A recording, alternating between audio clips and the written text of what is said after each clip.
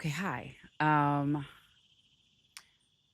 It's hot, so this is going to be a quick one. But there's so much going on in the world and in this moment. I think what's so clear to me is the fact that we are at a point where we really have to make some decisions. I'm not sure that we have nimble enough conceptions of ourselves to be able to respond to a changing world. And the extent to which I feel like we're practicing this level of almost escapism, right? Because this literally is so much to try to process. I get it. But what is wild to me to observe is in this world of all of this escapism and essentially acting out our lives as if our problems don't exist, I can't understand why we won't use that same muscle to act out our lives as if we're the people who meet this moment. Why? We spend so much time talking about legacy, what it is that we want to build for ourselves, what it is that we want to build for our families, what it is we want to build for our children. But at the same time, how serious can we actually be about legacy if we're refusing to show up right now? Even in the more practical ways. Take climate change, for example. I saw a stat the other day. I can pull where I got it from, but I'll look it up. But there are some climate experts that feel like the collapse of our planet could be as soon as 2100, 75 years. And so, how serious can we actually be about legacy if we're not even, if the planet wouldn't exist for a lot of our grandchildren or even our children when they become elders? This isn't that far off. You know what I mean? Like, we're not talking about that, that far away. And so, materially, in terms of literal natural resources, we ain't got it. And if we think that money is going to be able to solve our problems, we need to shift our reliance models fundamentally. The data's bad. And then spiritually, if you look at what's going on in Gaza and the extent to which so many people are quiet, whether it's out of fear, whether it's out of apathy, whether it's out of crippling grief, I don't know. But we have to reimagine what our roles are in order for us to start experiencing new versions of our own existence.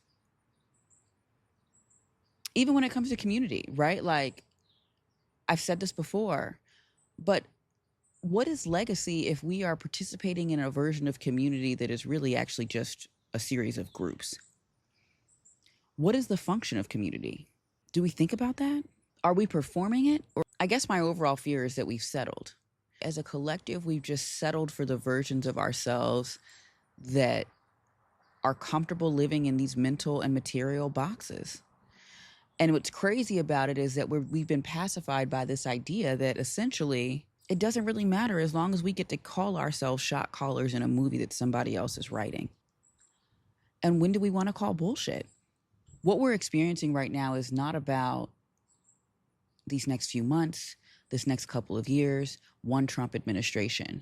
Like, we are on the earlier stages of a complete revolution, an evolution of who we are, an evolution of how we do quote unquote business that's going to probably be over the next 20 some years. And like the stamina building that requires starts now.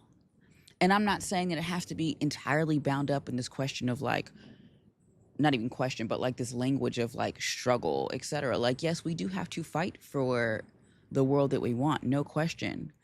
But there's an element of accountability, of becoming, of compassion that we're going to have to stretch into. And what I think I'm trying to get all of us to see is that it's less about, it is partly though, it is less about just these particular actions that we take to try to move around these different monopoly pieces, right? It's about resetting the rules of the game.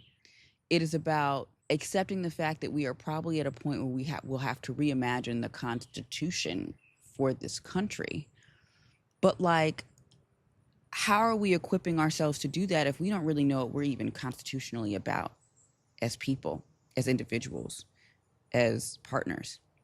The new exercise of where we're headed is about how it is that we're constantly stepping into the next leg and level of our own consciousness, our own awareness, such that it voids our problems.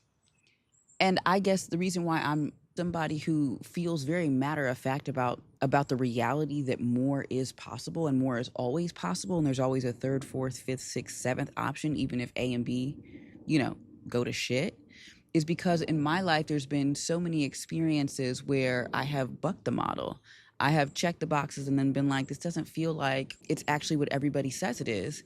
And I am asking us to believe our most primal senses that tell us that the world is round when everybody is trying to tell us that it's flat. And if we could just start experiencing that roundness in ourselves, the complexity of it, the contradiction, then we will be able to start describing the experiences of living in our fullness and then demand them of the world that is coming into form. Something new is on the horizon, and I think it's asking us to reevaluate how we show up as people, as spirits in these bodies. And whether you're like, again, deeply religious or just spiritual, I'm not so religious, but I'm a very spiritual person, or you're somebody that's an atheist, the reality is we are all somehow plugged into something that allows us to act and animate in this world.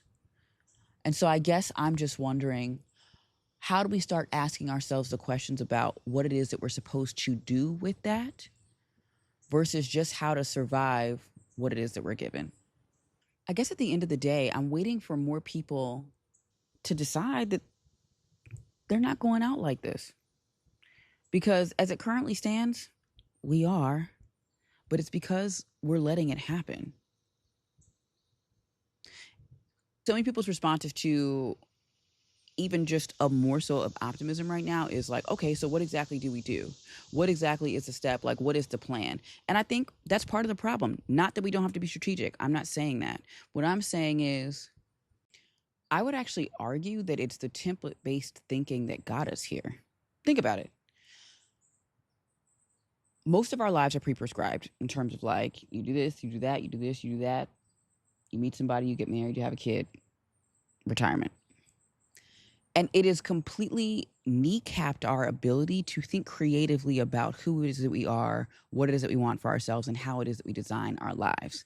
And because so many of us aren't actually designing our lives and stepping into that full creative capacity, we are basically stutter stepping when we are presented with this moment that is asking us to redesign the world. We're disempowered. And I would say maybe the first step is just getting our arms around how it is that we respond to uncertainty.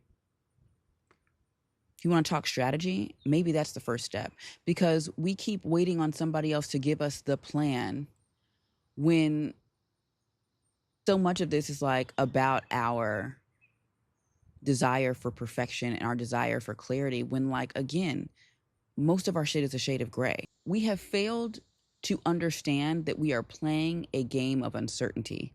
And so much of it is about defining for ourselves and making meaning in real time as the people that we understand ourselves to be. And once we disabuse ourselves of that idea that has been fed to us, we will be able to develop the aptitude to start moving and responding to a world that's in motion. And so I say again, why don't we believe that we can do this? What are the things that you don't believe that you can do in your own life?